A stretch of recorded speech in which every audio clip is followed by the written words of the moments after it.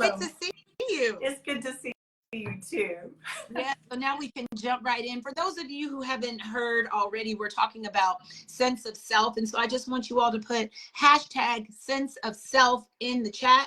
Get something to write with, get something to write on. We are hoping to challenge you in a big way tonight as we talk about sense of self. For those of you who don't know me, my name is Alaine Strozier, and I'm your self-discovery coach. And Kelly and I have been having these conversations for quite a while now, and they've been good. As I said earlier, I've been learning. We're not doing this for y'all to learn. We are all learning together. Right. Together. So, Kelly, tell the audience who you are. Yes, I'm Kelly R. Thompson, and I am a licensed professional counseling associate. I'm a mental health therapist in the state of Texas, provisionally licensed under the supervision of Dr. Carol Gilmore. And I also own Integrative Behavioral Health Coaching, which is an avenue to receive support no matter where you're from. Yeah, that's right. So I just want to let you all know that if you're in Texas, you can get therapy in her work. But if you're not in Texas and you want some integrative behavioral coaching, then you can go to kellyrthompson.com and you can fill out the information there and she will get back with you. And I want to start this by saying, so Kelly and I, we had a conversation about sense of self. And so yesterday I spent all day in the bed because I was wiped all the way out, but I'm back. I'm back. And I was thinking about this, and something that came to me, Kelly, was I do a course where I help people write their credo, and your credo is pretty much your very own. You know, sometimes if you go to a school or if you go to a city, they have their mission statement or their vision statement. Your credo is your own personal mission and vision statement. And when you have your own credo, it's because you know what you're supposed to do and you have a sense of self. And a lot of times when I'm doing this course and I'm helping women write their credo, it's difficult. There's tears, there's anger, there's frustration because they're digging into a part of themselves that they're not used to digging into. And that's kind of like what we're going to do tonight. Would you agree? That's good. That's wonderful. I would agree. And as you're talking about it, I think, man, I'm sure we're probably, each of us may be good at our professional credo, right? But our personal credo is so much deeper, right? So that's what we're looking at today. It is. When you ladies, when you have your own credo, there's some ladies on here that have coached with me and they have their own credo. If you are online, just say, I have my credo. Just tap in the chat, I have my credo. It opened up some things about themselves because it was like out of themselves grew themselves. They were like, oh my gosh, all this is in me. When you have your credo, anytime somebody else tries to get you to do something and it doesn't align, or someone is, they don't understand who you are and they may judge you, it doesn't matter because you know who you are and why you're here because you have a sense of self. Come on. So before Kelly gives us this, Kelly does our should I say psychoeducation? Is that the right verbiage? Gives us our psychoeducation. Psychology and theology actually do go together. Yes, they do. So faith and psychology go together. So let's talk about this sense of self. I'm going to define it and I'm going to hand the mic over to Kelly. So your sense of self refers to, write this down, your individual, and we talked about this the last 2 weeks, awareness, your individual awareness and understanding of your identity. It's your own awareness and an understanding of your identity. Understanding your personality. I am aware of my personality. So let me give you an example. I'm loud. I laugh loud. I'm very extra. If I'm happy, I'm loud. If I'm talking to someone in the Walmart, hey girl, I'm just loud. My husband, if I'm talking to my daughter or my son on the phone, he'll say, can you go in the living room? If we're in our room, can you go in the living room? You're so loud. I'm just loud. I came from a loud family and I used to I used to not embrace that about myself and try to quiet myself down to make everyone happy. But the fact of the matter is my personality is alive. It's bubbly. I'm a little bit of a caricature. This is just who I am. And if nobody else likes it, it's okay. You don't That's right. have to walk in my garden. So a sense of self is knowing your personality. It's knowing why you exist here in the earth. It's understanding your role in society. It's grabbing a hold to your own values. It's your own personal growth. Isn't that so good that you can know who you are and that other people don't have to tell you and you don't have to squeeze into somebody else's box? That's so powerful. Thank you, Kelly. That part, right? Yes. That part. Yeah, you go ahead. You go ahead. You got the mic now. I want you to almost repeat it. Okay, so I'll repeat it for those who just the last part about not having to squeeze yourself into anybody else. So I was the type of mom that I like my children's toys to be educational because I just want to stimulate their brain. I also worked in early childhood development, and they would have these little containers, and there'll be a circle, a square, a rectangle, and then the child would have to take the square and put it in the square hole. And if you are square, be happy being a square and don't allow anybody to shove you into a circle hole. If I allow anybody to make me be quiet, make me be just meek and gentle like this would not be my authentic. I would not be walking in my own identity. This is not my sense of self. Now, I do know how to walk into a bank and be quiet and be professional, but the banker may say something funny and then I might start laughing like a fisherman's wife. My grandmother used to say, don't laugh like a fisherman's wife, meaning the fisherman's wives were out on the dock. And it's noisy out there, so they're loud. So I laugh, I'm showing all my cavities, I'm showing all my crowns. And so like a fisherman's, if I don't like a fisherman's wife, then I'm not really operating in the self. I can't allow anybody to put me into their peg. Yes, yes. Oh, you got me churning while you're talking. I almost think there needs to be some kind of transition from as children are leaving high school and coming into the adult world to go through a process, kind of like what you're saying, writing their credo, because parents try their best for the most part to instill what they think they know their child needs, right? But they're not their child. Right. We do our best with our children, right?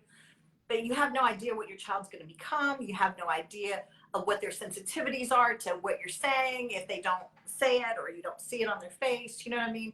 And some parents have less boundaries than others when it comes to allowing their child to have autonomy, right? And so it seems like there's between those first 18 years and then the next step to say, hey, I can take this and this from what I was given at home, and this from what I was given at school, and this is what I think about this, and this is how I feel comfortable living this, right? Yes. And go ahead. I was just going to say, I think, and we talked a little bit about this, I think whenever we're surviving something harsh in life, that step can be missed. I agree. That's a powerful statement. That step can be missed when we're surviving something hard in life. Right.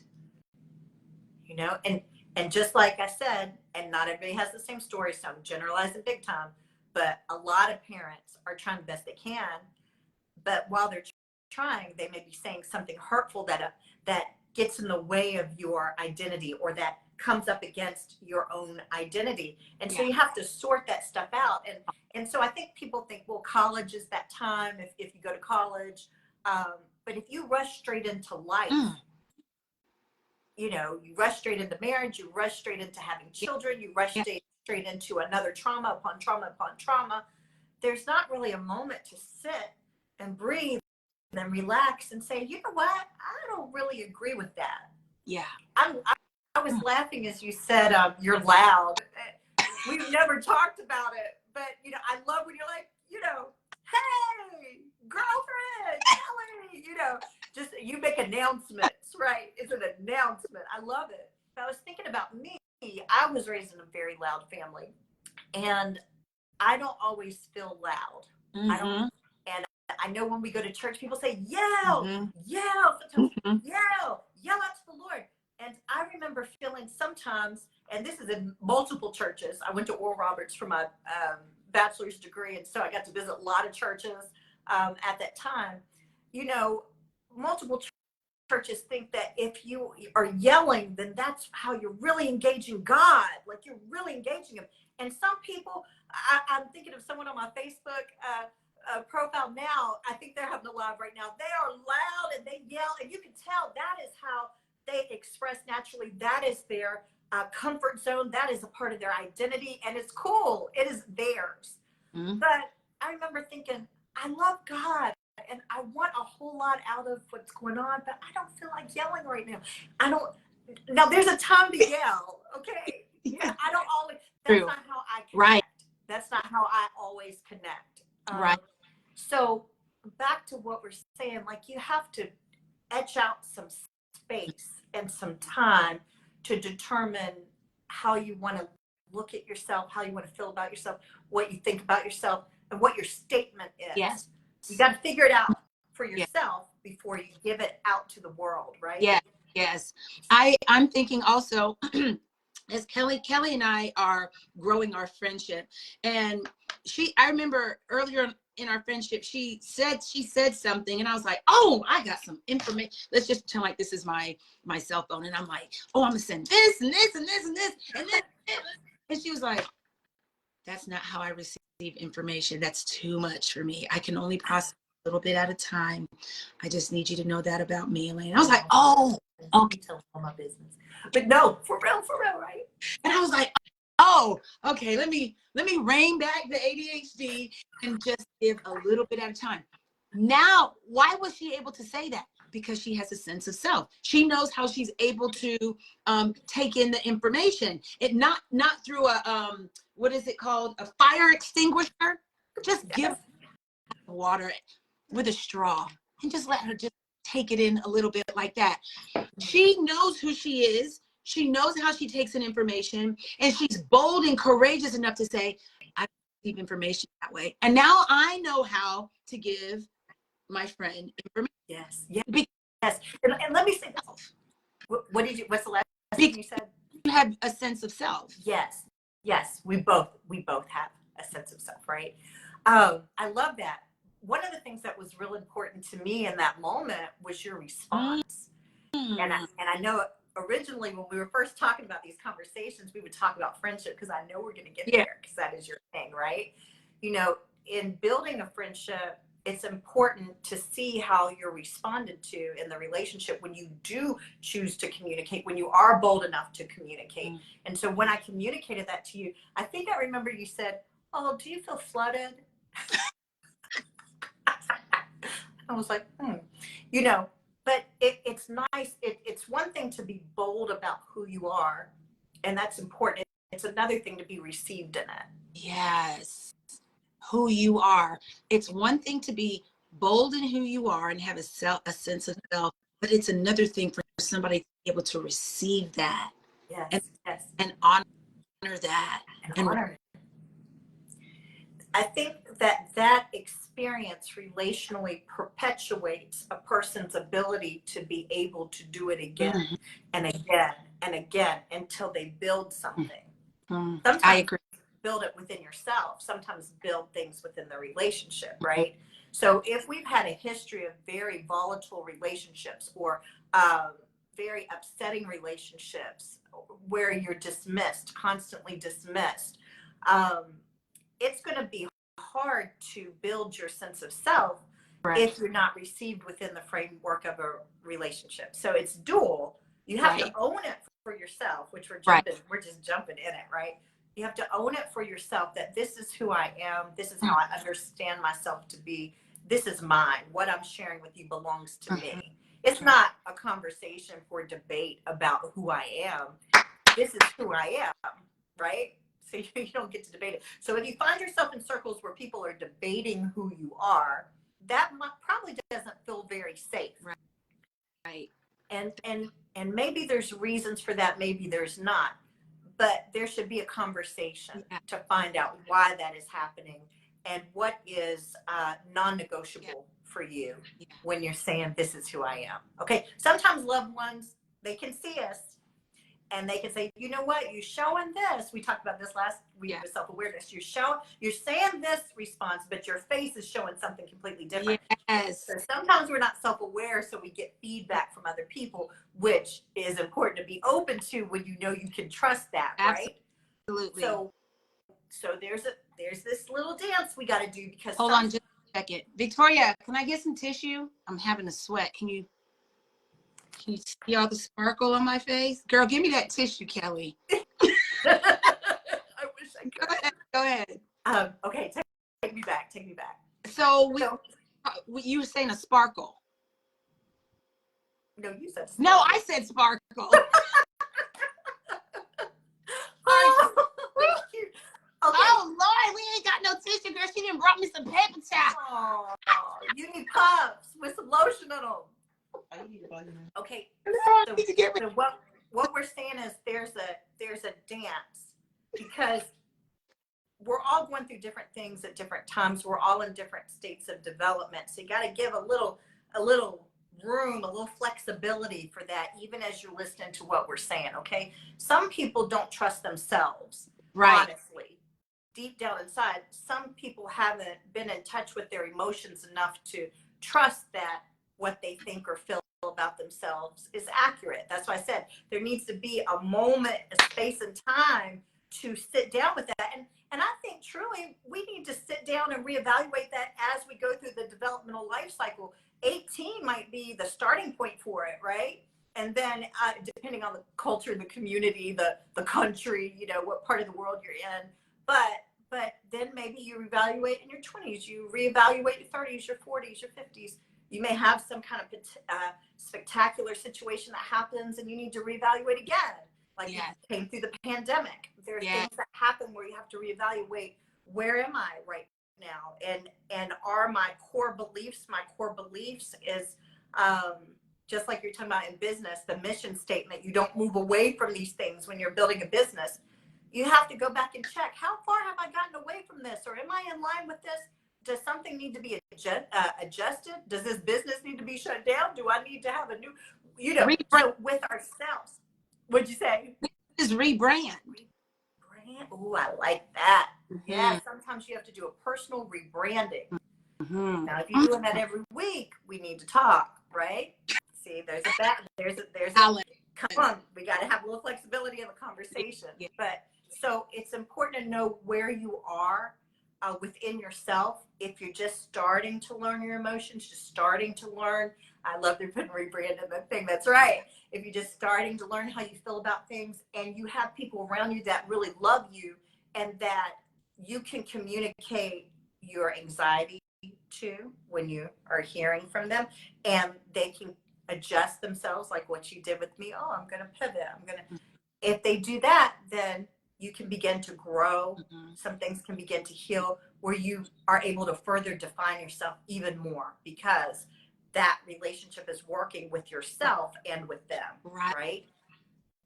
So some of us have never had that experience to, number one, evaluate ourselves to see what is it that we really feel and think and identify as, right? And then we've never had the experience of having people in our lives that are whole, that respect our boundaries, that have wisdom and know how to communicate that wisdom and insight, and where the relationship is safe, right? Right. So as we're talking. And it gives you an opportunity to discover yourself in a safe space. Yes. All right, self-discovery coach. Yes.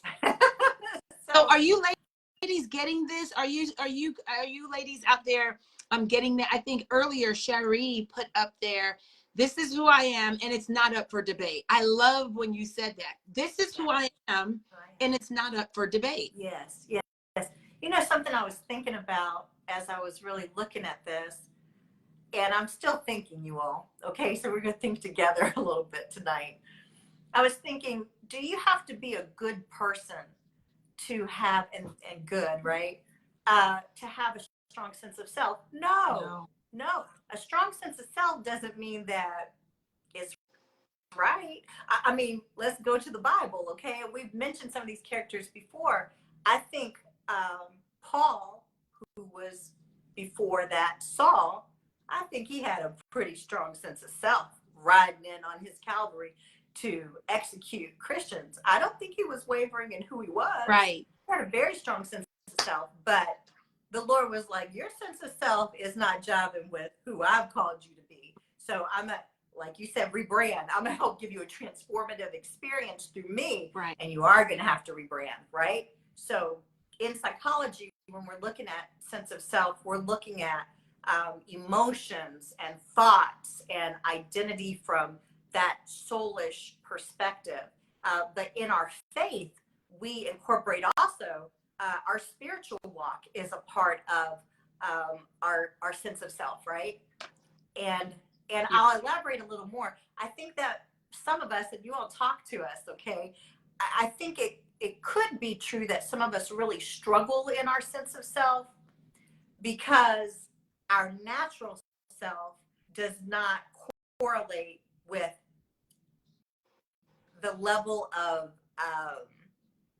help me out, the level of requirement on our lives as believers.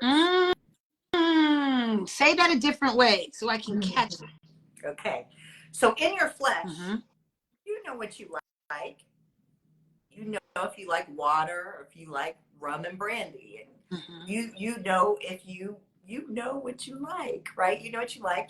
And you represent something in your fleshly parts, right? Whether you've taken a look at it and are aware of it or not. But when you come into Christ, he's given you a new identity. So sometimes that new identity in him, or most times, it doesn't really, it's conflicting with the soulful identity that you may have a strong sense of self in your unsaved, unregenerated self. Come right? on. She said unsaved, unregenerated. Right. You know, some of y'all were in the world and you knew. Yeah. You knew. Okay, we're not going to talk about all that. But you knew who you were. But now you come into Christ, you're excited that God loves you. You were crying at the altar. You were receiving him. You meant it. But now you have to toggle through something new. And I mean, we need to call it something different from a rebranding. I mean, this whole transformation is happening, but it hasn't happened, right? It's happening. You have salvation, but you haven't walked through you haven't worked out your soul salvation, right? Yeah. And so it can be confusing and conflicting as to what is my identity. Some people live with double identities. Yeah. In our faith. Yeah. Right. And I imagine in multiple faiths, right? You know, so there is a standard for how you want to be. There is an ideal self for what you are striving to be. But as Paul said, when I would to do good, right? So I think it's important to have this conversation because there are some things maybe we can set as a ground rule for this is what makes it concrete for who you are. Right. And these are some things that can fluctuate and grow as we live. Yes. Right. They're just solid and it's there. And then some things are evolving as we are regenerated and as we are coming into the awareness of who he says we are and how we're supposed to operate. Haven't you noticed some believers, they could be on your timeline on Facebook, they could be at your job, they could be in your family. Part of their concrete sense of self is knowing that they are saved by grace. Right. Knowing that they don't meet the standard on their own. Right. They know that. And they're not wrestling with it because this is a part of their sense of self. Right. Is that, hey, if I don't have God, I don't have it, right? But I know he will help me as I seek him. I know he will help me. I've seen growth. I know I can grow in God. He's healed me from some things. I'm very confident in the Lord and I'm confident in my relationship with the Lord. And so I stumbled. There's a bump in the road. Okay, but I'm still his. I still belong to him. I'm getting back up. I'm dusting myself off. Okay, so they've incorporated in their sense of self their faith, their belief system in a very healthy, positive way, right? Yes. Where many of us who have had shame try to attach to us like that symbiote in Spider-Man, you know. Yeah. I don't know if you all see that movie where the black Spider-Man with the symbiote, all that just got stuck to him, right? So sometimes shame with the things that we've been through in life will try to stick to us while we're trying to have this conversion with God. We're trying to have this experience with God where he transforms us. And God is giving it to us, right? He's giving it to us. It's not that he's thinking about it. He gave us, right? Jesus Christ died on the cross. If we believe it is there, it's ours, right? But there's a struggle because the shame still exists within our sense of self. Yes. Within our sense of, it reminds me of, here, I want to read something in my notes here. Biblical characters that had a sense of self. Listen to this. King David, known for his reign in Israel and his Psalms in the book of Psalms, exhibited a strong sense of self through his faith and self-assuredness. Despite his human flaws and mistakes, he maintained a deep connection with God and a sense of purpose in fulfilling his role as king and a man after God's own heart. Come on. That's why we love him, right? That's why we love him. We love David. That's why you want to say, when you're on Facebook and it says, which Bible character resembles you? You want it to be David. You want it to be David because he's strong in who he is, right? Yes. Yes. Here's another one about a sense of self. Mary, the mother of Jesus. Ooh. You know, she had this supernatural pregnancy. So, and she wasn't married. And so in that time, come on. But here, Mary, the mother of Jesus, displayed a profound sense of self as she accepted her divine calling to be the mother of the Messiah. Her willingness and humility in embracing her role demonstrates her unwavering faith and trust in God's plan for herself. In other words, I could just imagine, it doesn't matter what y'all think I am or what y'all say about me, because ain't this baby's daddy, but I know that I was born to carry this Messiah on the inside of me. And I have a strong sense of self. So it doesn't matter what you think, what you say, how you smear my name. This is why I'm here. Oh, you made it so real. You made it so real. Because in this day and age, we can live in sin without any public consequences. Such a different day and age, right? But back then she could have died. She could have, I mean, stoned her to death. I mean, very easily. Yeah. Right? So, to see her in that light that you just shared is beautiful to me. Yes. And it makes me kind of think of the Catholics. That's why Catholics really are big on talking about the saints and these different people, because they're pulling these qualities from them that they're like, hey, this person was a saint. I'm not worshiping anybody but Jesus, but I can appreciate the things in the Bible characters that we learn, like what you just said with David and Mary. Yeah. Okay. So casted down. What did that say? The false identity? Is that false? If your heart is fractured, so is your thinking. Casted down the false identity. Give us some more about that. Well, we're going to get into a little bit of that, okay? But I love your examples.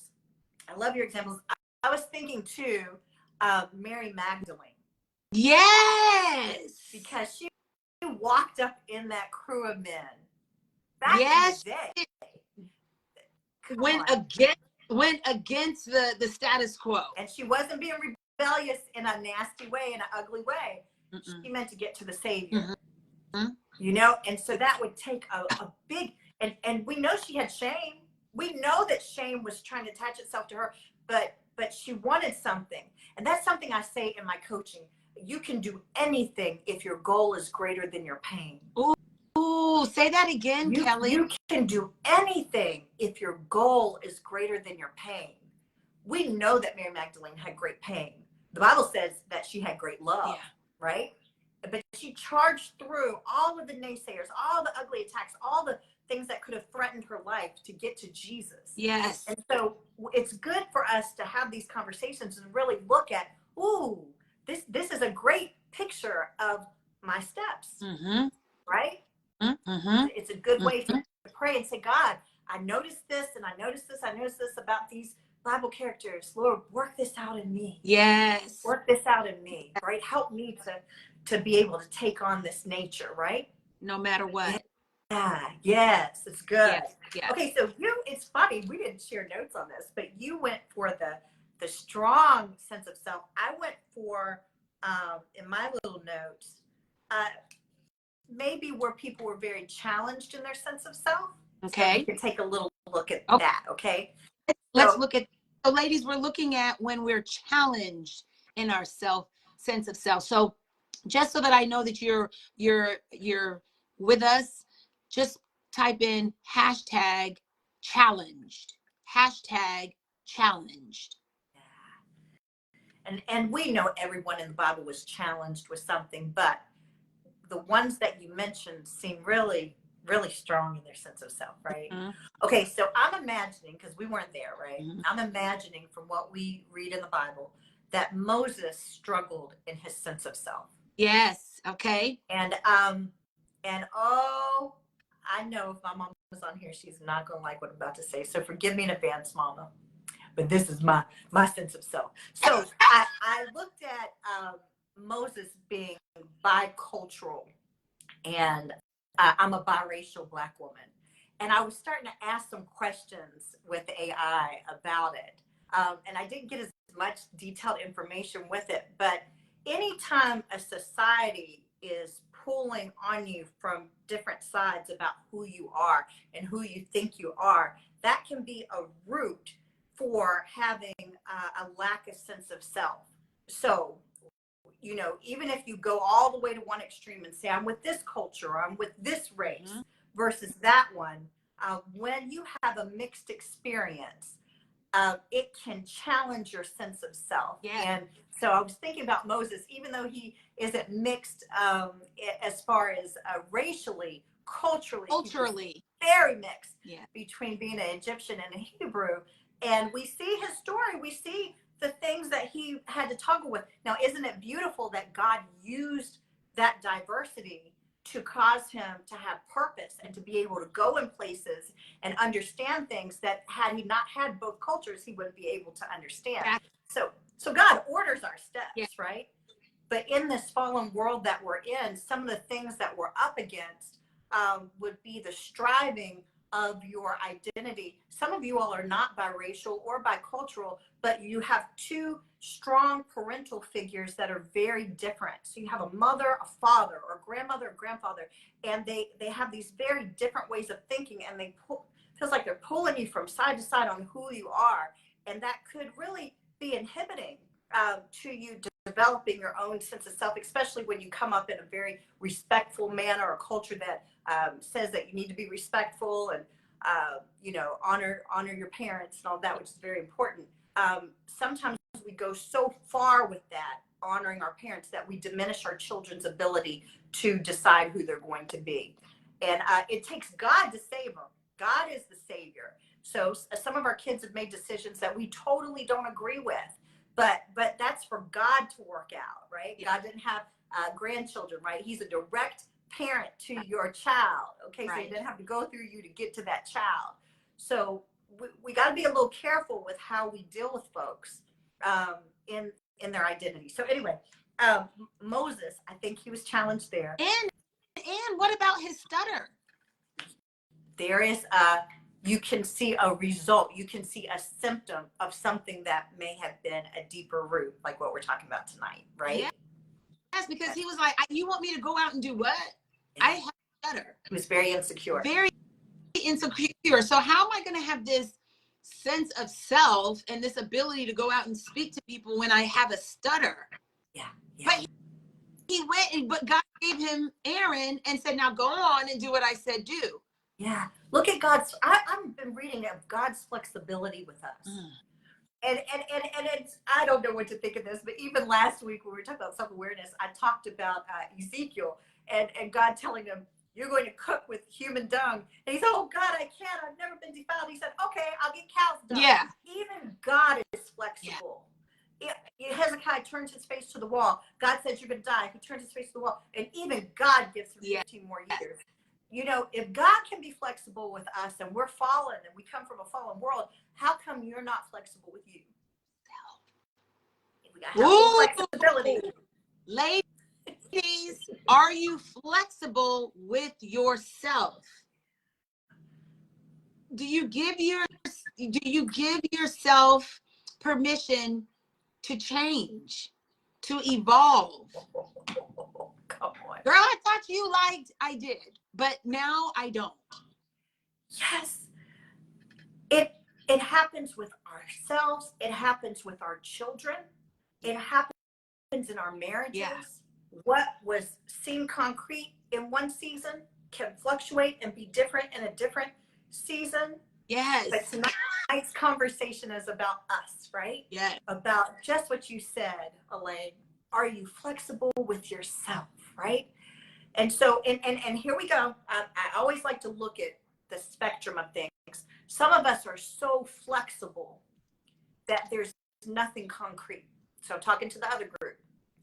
There's nothing that concretely defines you because you go here, you go here, you go there, you go there. You go all these different places. You worship God, then you end up doing this in the world, and you do this, and you talk to this person and say, I'll hold the confidence, and then you go to this person and you don't hold the confidence, and you all over the place because you've not concretely decided who you're going to be. Ooh. Yeah. So that's the other side of that. Okay. So we're looking at a spectrum, but many of us on here today just hear a negative idea of who we are. Not all of us, but a lot of us. And we just roll with that and we keep with that. And that's why we're talking today, because that is not going to be beneficial in your next season and in your now. And so those are some things we need to just loose and let go of. The things we've accepted as our identity that are truly not our identity. Okay. We accepted things as our identity that are truly not our. They're not. You know, so many instances, right? You got to sit and think. My grandmother would tell me that all the time. Think, think, think. That was her word. Think. Think. Isn't that something? You wouldn't think you'd have to tell somebody to think. She's trying to ingrain in me the process of thinking. Mm-hmm. You have to think to figure out, navigate what your next steps are going to be, right? So tonight we're thinking. We're thinking hats on, and we're assessing some things, and we're taking in information and taking some notes about how can I shift some things in my life that need to shift so I can solidify what actually needs to be solidified, right? So one of the things with sense of self that I found is that it's about being comfortable with yourself. Write that in the chat, y'all. As she's going through this, put it in the chat. Comfortable with myself. Okay. Yeah, that's very important as you're recognizing your worth and your abilities, your ideals, your values, your traits, your characteristics. It's important to be comfortable with yourself. It's interesting because there's people who have characteristics and traits that are ungodly, but they're comfortable with themselves. And they have a strong sense of self. So is that interesting? But then here you are, you're trying to live holy and abide by the rules and do all of this, but there's something missing in your ability to be comfortable with the decisions that you made in life, with the traits that you have, with the shortcomings that you deal with.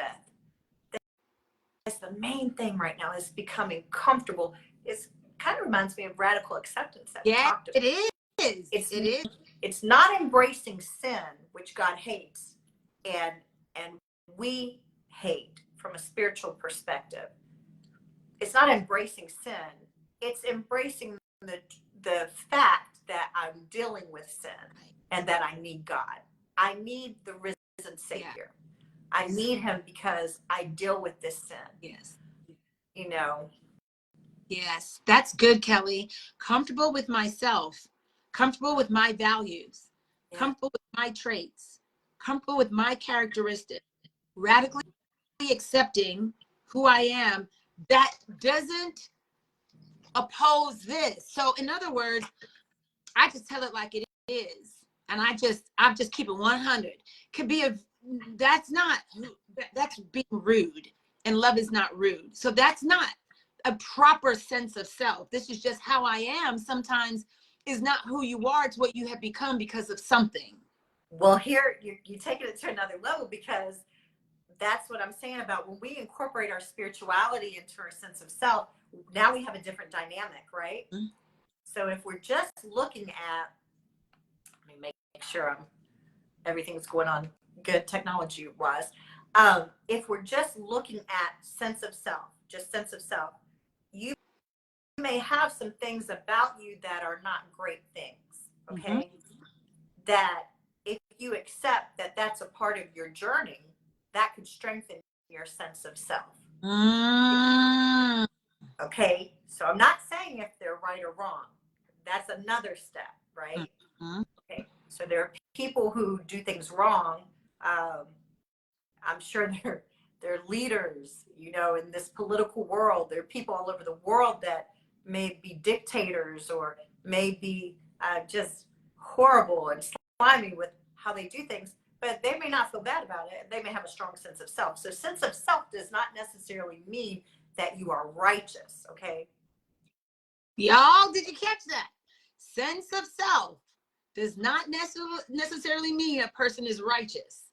So you can be a slimy politician, have a strong sense of self, but unrighteous. Right. So don't get confused, okay? Our focus is sense of self. For us, as believers, we want to make sure we have a sense of self, and we also want to make sure that our faith in God is incorporated in our sense of self. So we may have extra steps to kind of walk out with this, okay?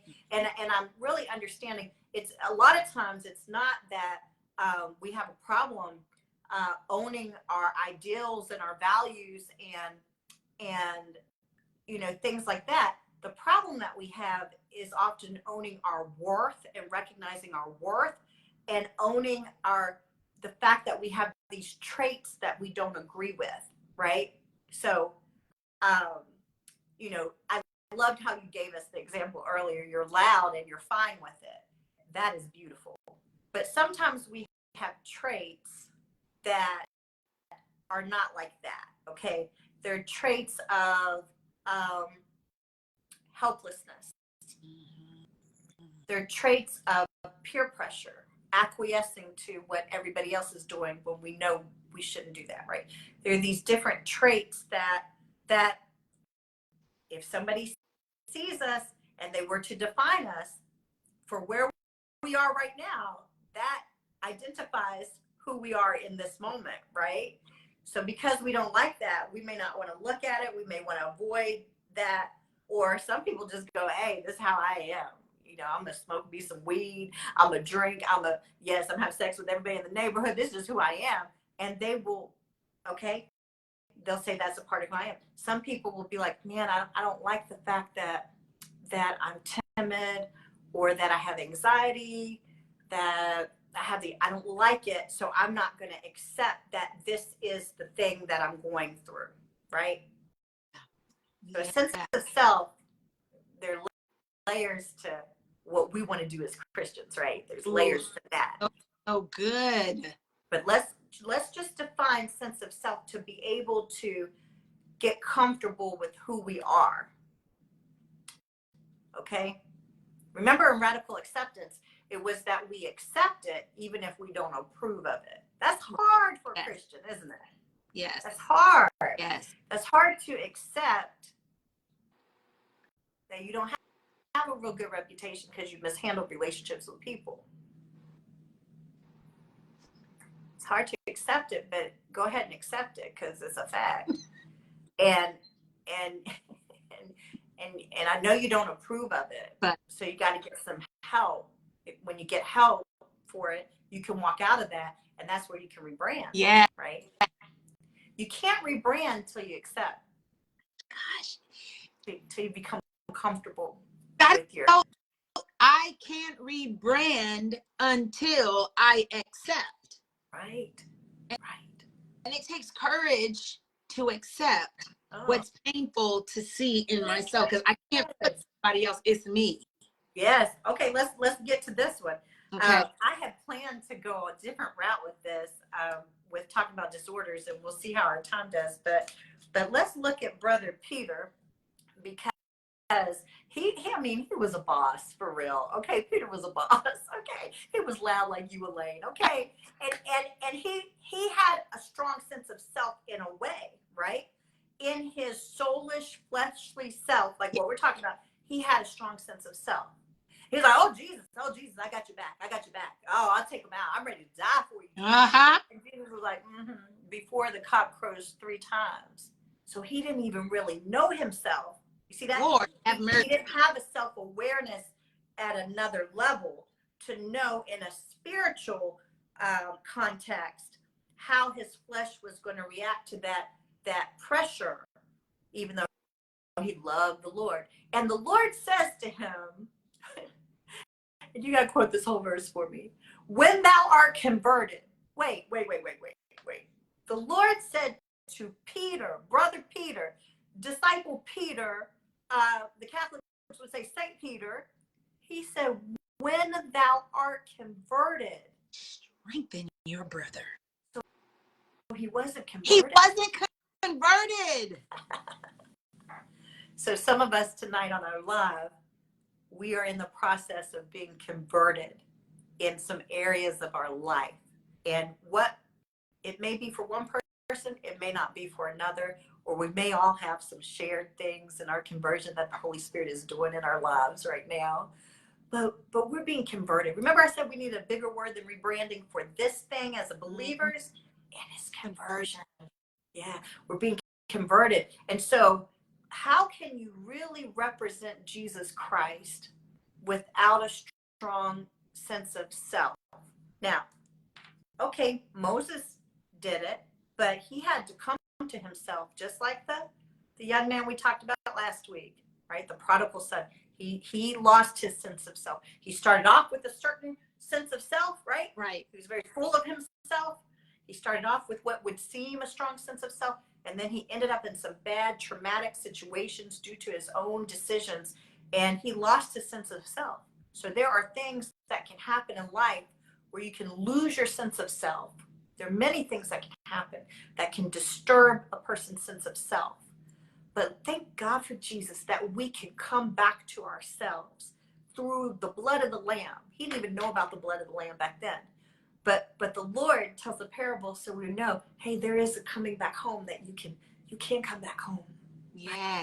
So I want you to just remember we're being flexible a little bit as we make some things concrete, right? We gotta have flexibility first before we make this concrete. Right. Decide how it is we want to represent ourselves on a personal level with ourselves, right? Mm-hmm.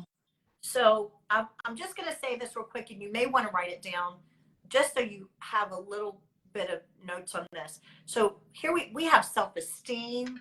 We're talking about sense of self. So we have self-esteem, and self-esteem is about how we feel about ourselves, right? Okay. And then as I was looking at self-worth is something that we need to know is actually greater than our thoughts and our feelings.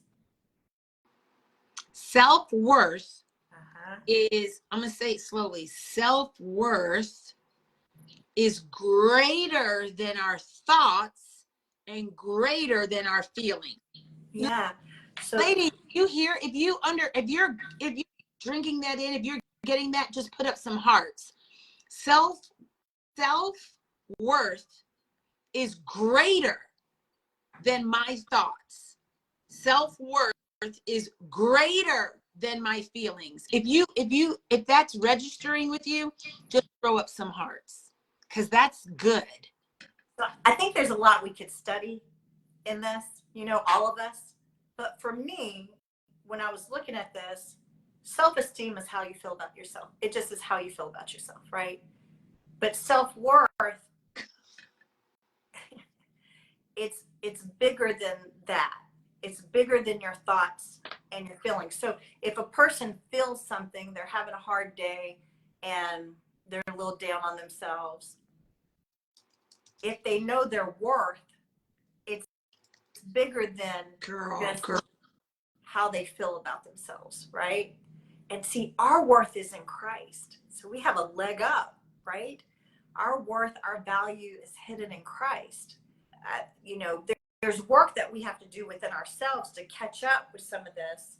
You know, this is some work, isn't it? This is some work. Come on, Alaine. Stop there. What you said, self-worth is greater than what I'm thinking about myself. That could not be positive. And self-worth is greater than how I'm feeling, because my worth is in him. Yeah. He made me worthy. Yeah. He justified me. He sanctified me. And we have to receive it. When you define David, I'm like, David exemplifies self-worth. He had some down days. Let's read our Psalms. Let's read our Bible. He had some down days, y'all, just like we have some down days. I mean, a lot of anxiety, a lot of pain, a lot of loneliness. Gosh. He's been through deep rejection to even be out with the sheep. He went through deep rejection with Saul and all of that. But he had something greater than just those feelings, right? And I want to veer just a little bit to say self-efficacy is something that I think, and we're just talking, it's something I think that some of us do really great at this part, where we have the ability to problem solve for our lives. We have the ability to make decisions and do things for our lives because we've had to survive, right? So you learn a skill. So you could have self-efficacy and not have a strong sense of self when it comes to your self-esteem and self-worth. Girl, you be dropping these nuggets as big as this tissue box. Not that big. Right? Yeah, okay. Yeah.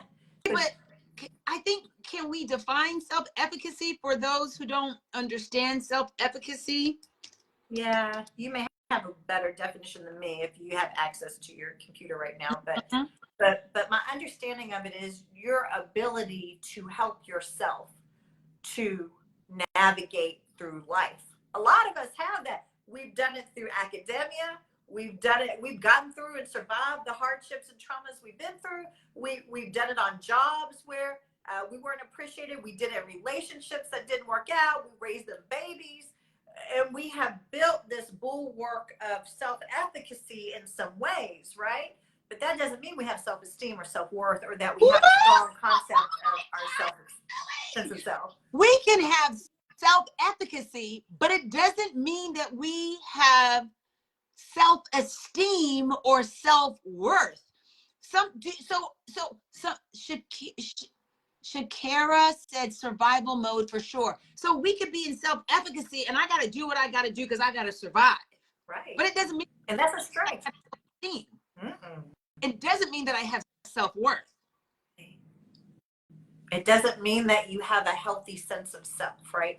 Okay, so I'm gonna go through this real fast, just to give you some thoughts about something on a whole other spectrum. I don't know what y'all are dealing with tonight, and sometimes in therapy, you have people that don't have a strong diagnosis, but sometimes it's great to look at these severe diagnoses, which some of you may have too, and look, get comfortable with yourself, okay? Get comfortable with yourself. So I want to just show a range of some things so you can see how people get to certain places, okay? Teach us, girl. Okay, so from a mental health perspective, I was looking at the populations that would struggle with the sense of self, right? And one of the populations is borderline personality disorder, okay? There's a huge struggle with sense of self there, okay? I'll put my glasses on for this. So So that's where there's a disruption. And this is just very, very quick, short version for you to later engage with your therapist and your own healthy research. Don't dig so deep that you dig yourself into a rabbit hole and hurt yourself. So be careful with yourself as we're learning some things, okay? So use wisdom. So with borderline, there's a disruption of the self, okay? So there is what is described as a painful incoherence of the self, right? So a person who may have borderline tendencies, doesn't mean you have the full diagnosis necessarily, but you may have tendencies, may have very black and white experiences with how they look at themselves. So sometimes they see themselves as achieving in that self-efficacy mode, right? And they feel good. They feel good about themselves, and it's okay. And then in the next moment, and it could be the next moment, it could be the next day, the next week, the next month, the next few hours. There's an instability in their perception of themselves. So in the next moment, they could perceive themselves as unworthy, unlovable, fully rejected by people. And so there's an instability with how they feel about themselves, how they look at themselves. It's very painful. It is very, if I go like this to you and you know what I'm doing, when I say, can you feel it here? And you feel that deep pain there, then you know what I'm talking about.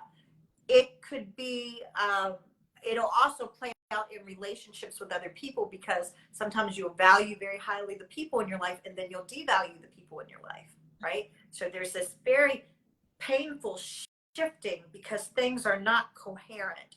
They're not fitting correctly for this person, okay? And so it's an unclear sense of self, very unclear. Okay, so when I was looking at that, let me see here. This is something that's helped very well through talk therapy, through learning coping skills, dialectical behavioral therapy is very helpful for this.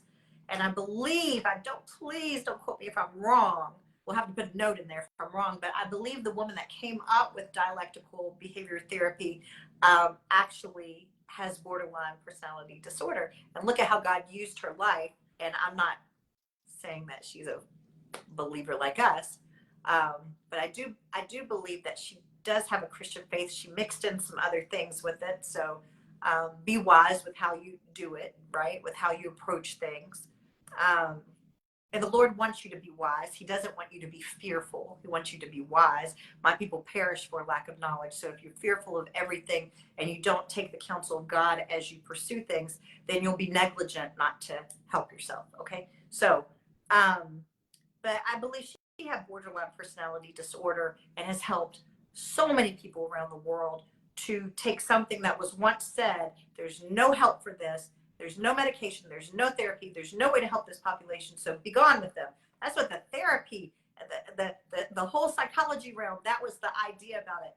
To now saying, using these tools, and radical acceptance is one of those tools, can help someone with this extreme loss of self, this extreme lack of a sense of self. What was her name? What was her name? I don't have it at the top of my head, but we could. It was dialectical. Dialectical behavior therapy, DBT. So there's help, okay? So please, the reason why I like doing these lives is because I love incorporating the Lord in this, but I also like introducing ideas and concepts so you can familiarize yourself with them. You can do your research and you can know how to talk to your therapist. This is not something to do by yourself. This is something to do in therapy if you find that that's something that you struggle with. So if that sounds familiar, please get a therapist that works in the framework of personality disorders and the framework of dialectical behavior therapy, so that you can work your way on out of some of these traits, okay, and into establishing a better sense of self. Okay, dissociative disorders, that's another area where there is a disrupted sense of self. So there's a disconnect from thoughts and memories, consciousness, and identity with dissociative. You know, it doesn't mean you have a disorder if you're driving down the highway and you don't know how you got to where you got. You know how that happens? Sometimes Yes. you're like, I don't remember passing the grocery store, Yeah. but I'm already home. Oh, Yeah. I don't remember. So that's a normal dissociation. Mm-hmm. But so dissociations can be where you just don't have a memory of something that happened and possibly something very traumatic that happened, right? And so if you're not connected to your memory, not connected to your thoughts and your consciousness, it can disrupt your sense of self, not to be able to access yourself fully and in an integrated way. That's when it becomes a disorder, is when people have dissociative identity disorder and their personality splits and they've got 5 different people. That's, you know, and so there needs to be a reintegration of self. Yeah. Okay, so we won't get all into that, but another one is post-traumatic stress syndrome. So she's telling us that these diagnoses can be difficult for a person to have a sense of self because of internal dysregulation, that they're unable to kind of hone in on themselves because there's other things going on. And I like how you said that, other things going on, because what's going on for the person with borderline is not the same thing that's going on with the person with dissociative disorder, right? Or with PTSD. So PTSD is a maladaptive, there have been maladaptive changes in the self-identity. And okay, maladaptive means unable to adapt to. Yeah, it's mal is bad. It means bad, right? So a bad adaptation, right? A negative adaptation. Something has changed. You know, post-traumatic stress syndrome. When we think of our military families, right? And it doesn't have to be that. It can be childhood trauma. It can be childhood sexual abuse. It could be, you know, rape as an adult, right? Yeah. Okay. And I want you ladies, especially you who are of the faith, I want you to realize that you don't have to go around rebuking diagnoses. If you got COVID, you got COVID. Don't rebuke it. Go get well. Right. I also want to say that if your child has, I don't know, if your child is dyslexic, or if they're suffering with dysgraphia or ADHD, autism, don't rebuke it, and don't say things like, the school system is not going to label my child. Honey, if your child is autistic or dyslexic and they have to fill out paperwork to let the teachers know, what this person has ADHD or dyslexia, so we're going to do this, what is it called, an IEP. And we're going to do an IEP so that this person can be successful in their schooling. That's a good thing. So for us adults, if you've gone through a trauma and you go to a therapist and they say, well, you're going through some borderline personality stuff, there's a disruption on the inside of you, no shame, no guilt. It's okay. Something happened to you. Therefore, you process things differently than this person over here. Yeah. If you've gone through trauma and they say, you know, you were in the military and now you have PTSD, or you were raped and now you have PTSD, or you were trapped in a house fire, or you got into a really bad car accident, or you were in a domestic situation and now you have PTSD, radically accept that this happened to me, and now my brain receives information and processes differently, and I'm trying to get my sense of self, but it's a little bit off balance. It's okay. Get help and become more better. Thank you.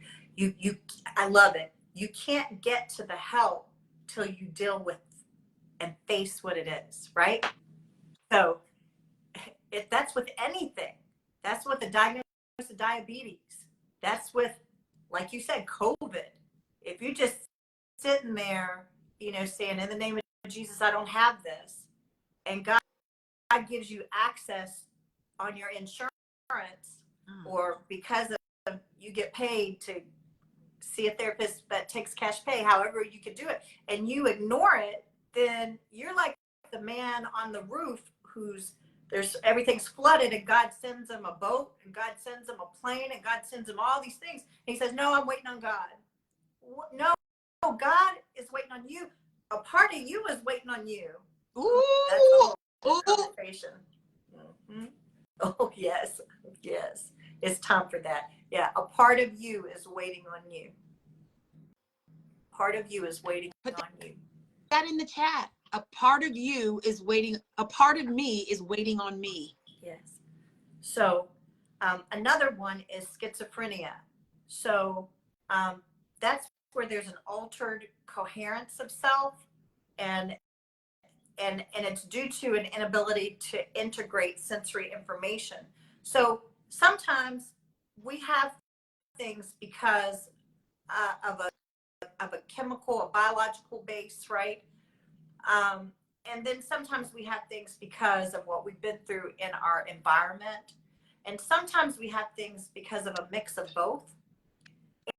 And so don't be so hard on yourself.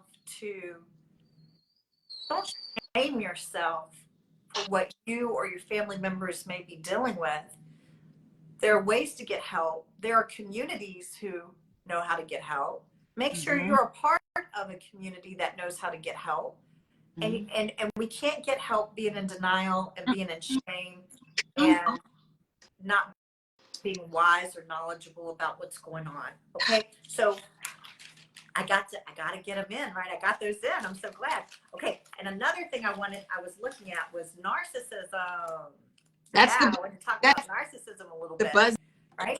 Buzzword, the buzz diagnosis now that's going around. And so many people in the Western world especially may have narcissistic traits in this I society we live in. But that does not mean that they're a full-blown narcissist. But there are some full-blown narcissists. And there are people that have traits that you may not want to live with, right? You may not want to join your life with someone who has narcissism. You might be a person who has narcissism, and if you wake up, you might want to not be joined to that. And so you may say, hey, I'm dealing with this. And that's a better way to say it. I'm dealing with this. Not that I am this. Right. And are you dealing with it? Because if you're dealing with it, you can say you're dealing with it. I'm dealing with this.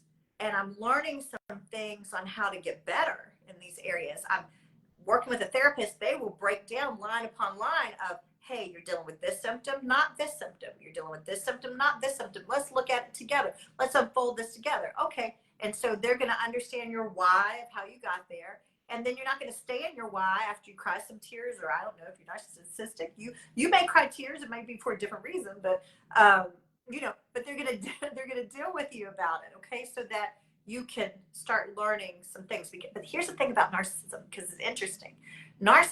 People with narcissism have a very inflated view of self, right? A very inflated sense of importance. So you would think, wouldn't that be a strong sense of self, right? Oh.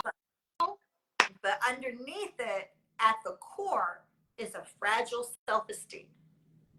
Come on, teach. And so, the world is so ugly about narcissism. But I think the saints are interesting because we'll just throw anybody away if we don't know how to deal with it, right? We will. We throw anybody away. If Jesus doesn't heal it, if we don't know about it in our community, if it's not very prevalent, bye-bye. But thank God the Lord doesn't do that. Narcissism can be something very difficult to deal with, as with some of these other disorders I've mentioned. But that doesn't mean you can't get help. You can get help. Right. You can get help, and you can see how far you can get with the help. Yes. Everybody's different. So I want to encourage you, don't give up on yourself. This is a big thing. That harsh internal critic, that inner voice where you rip yourself to shreds about who you are is not working for you. It is not working for you as an individual. It does not work for you in your relationships. It does not work for you in your relationship with Christ. It does not work for you. That does not mean not to be honest about the things that you're dealing with. It's how you frame them in the way that you say them to yourself that really matters. Mm-hmm. And I'm not saying frame with a lie. I'm not saying frame by dismissing it. Right. I'm saying just what I told you. Instead of saying I'm a narcissist, I'm a borderline, I'm this and that. No, I'm Kelly and I deal with this. Yes. I'm Kelly and I am laying this at the foot of the cross and I am taking practical steps to get better. Yeah. I'm Kelly and I have an issue. I can see working with the therapist that this issue I have, it came from something that was before me. And then it came from me and my response to that. Yeah. It's a combination of things. Yeah. So it's not about blame. And so this is how I handle what I've been through. Right. Yeah. And so I want to learn some new ways on how to handle what I've been through. And I want to learn some new ways to handle what I am dealing with now, what I have yet to deal with. I want to use, because this way I'm dealing with it is not working. Right. And if you approach it that way, you can work through some stuff. Right. There is a ram in the bush for whatever letters you've been diagnosed with. Yes. Otherwise, therapists wouldn't have a job. Exactly. Why would there be therapy if there's no help? And therapy, with this, you win. Christ died for borderline personality disorder, narcissism, what was it, PTSD, what was the other one? Schizophrenia, dissociative identity. Dissociative identity. He died for all of that, y'all. Yeah. Somebody said in the chat, is narcissism a major trait in schizophrenia, especially where there is grandiose thoughts / behaviors? Okay. I'm not even going to entertain that. Those are two distinct, different diagnoses from two distinct, different etiologies. So, and that's why I wanted to share with you, and I know I did it very quickly and very briefly, and not very thoroughly because of how quick, but and I didn't even get to this. Dementia is another way where we lose ourselves if we have dementia. And so scientists use stimulating nerve cells to grow new connections so that you can reconnect with yourself. There's so many ways to become disconnected with yourself. So that's what I'm saying. Let's not mix all of this together. And whoever said that, maybe you're a real science-based thinker and you need to do your own research on that. I don't know. But if you see traits of both, discuss it with your therapist so that they can go through those characteristics with you and see what the best treatment plan is going to be for you, okay, or for your loved one, okay? But all of these things are different diagnoses, and they come from different things, right? Some things are because of trauma. Some things are because of trauma and the way we perceived the trauma, okay? They're very differentiated between the diagnosis, okay? Yeah. So don't blame yourself for how you got there. Just know that you can change some things about how you're going to deal with it and how you're going to see yourself, and do it in a positive, honest light. I think those are the balances. If you have a lot of negative thoughts, you have that negative internal critic inside of you, write down, list those thoughts as they come up.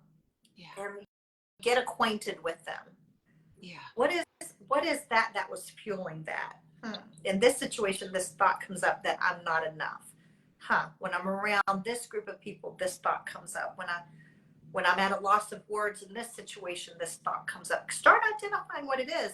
And as you identify the toxic negative thought about yourself, use affirmations to come against them. And you can use the word of God connected to an affirmation.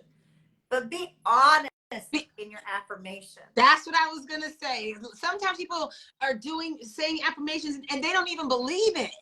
Or your internal critic may be harsh, but there may be some semblance of truth in it where you need to deal with it differently. So it may not be that, okay, you list these things that your internal critic is saying. Do you understand what I'm saying? The inner you that speaks against yourself, right? You may list out and say, okay, well, that's a negative thing, so I'm just not going to deal with any of that. No, there may be something in that you do need to deal with, but you may need to deal with it in your affirmation in a much healthier way. Okay. So if the negative thing is, you don't do good in relationships. Okay. Well, telling yourself that is not helpful, right? But there may be some validity to that historically, currently, right? So an affirmation could be, I have the ability to build relationships, or I have the resources around me to build the ability to have healthy relationships. Or you may have one skill that you're learning about self-regulation. That may be a big problem for you in your relationships. And you may start deep breathing. You may start learning how to communicate yourself in a calm way, how to get that amygdala calmed down. And you may say, I am working on myself because I'm worth it. You see what I'm saying? You don't have to lie and say, oh, I do great in relationships with people, because no, you don't. And you also don't have to beat yourself up and say, I don't do good in relationship with people. I'll never have a good relationship with a person. I'm a failure when it comes to relationships. See, that is not where a strong sense of self in a healthy way can ever happen. Right. It can't happen if you continue to talk to yourself in ways that are ugly. And some of us do it and we don't really recognize consciously that we're doing it. And that's why I say write it down, not to solidify it. Write it down to assess it, to look at it, to manage it, and to see what to speak back to that. You know, get your little index cards. I don't know if I've talked to y'all about this. I have my clients do this. I like this. And put that ring on it like in elementary school and write down the affirmations for each thing that you deal with. Right. Okay. Is anybody here? Is anybody with us right now? Yeah. Are y'all listening? Okay. Yeah, I think that they are. So we've been on for a while. Okay. It's time to end. I want to hear though from you all, and you can put it up later in terms of, do you see where we were going with this thing called sense of self? Sense of self is being able to have your own individual awareness about your identity, your personality, why you exist, your role in society. But it may be hard to hold on to really understand your sense of self if there is a diagnosis like borderline personality disorder or schizophrenia or narcissism or DID. Yes, trauma, right? Trauma. It might be hard to really root down in that. And it's okay. You just need to get some help to get there. Yes. So I'm almost thinking that we'll talk a little bit more about it next week, this sense of self, because it's not like, sometimes it's not a straight path. Sometimes it's a windy road, and it's okay, y'all. It's okay. It's okay. I also, one day, Kelly, I also want to talk about, we'll talk offline about that. But I want us to talk about the things that seem to go untalked about. Yeah, I like that sometimes. Yeah, I like that when it can be effective. And something I would like to talk more about if you all are interested in it, and I would like to know, it got real quiet on the internal critic. Yeah. Do you all have a need for tone and down that internal critic and stopping all of that negative talk and self-criticism. Okay. I feel like there's more we can do with that. There's the internal critic, and then we have external critics, and sometimes we can't even handle any good, helpful feedback from someone who cares about us if that internal critic is always going on. So I think that would be. Whoa, that's good. Maybe we should jump on that. We'll confirm it. We'll confirm it with you all. Come together. Right. That was good, Kelly. I did not know that we were gonna go to those how we can struggle with our sense of self when we've been traumatized. Oh yeah. And it's hard to find that within ourselves. Yeah. That was good. Yeah. So give us some more feedback. Maybe if you go back and listen again, if you want to go to kellyrthompson.com for therapy if you're in Texas, or for coaching if you're here in the United States, you can do that. Check me out on Alaine Coaches on Facebook. We post daily. We've got some courses coming up. You need more than just your church. Yeah. That's it from us. I've enjoyed this conversation, Kelly. We'll be next week, Tuesday at 7:15. Until then, take care of yourselves and don't judge yourself so hard. Good night.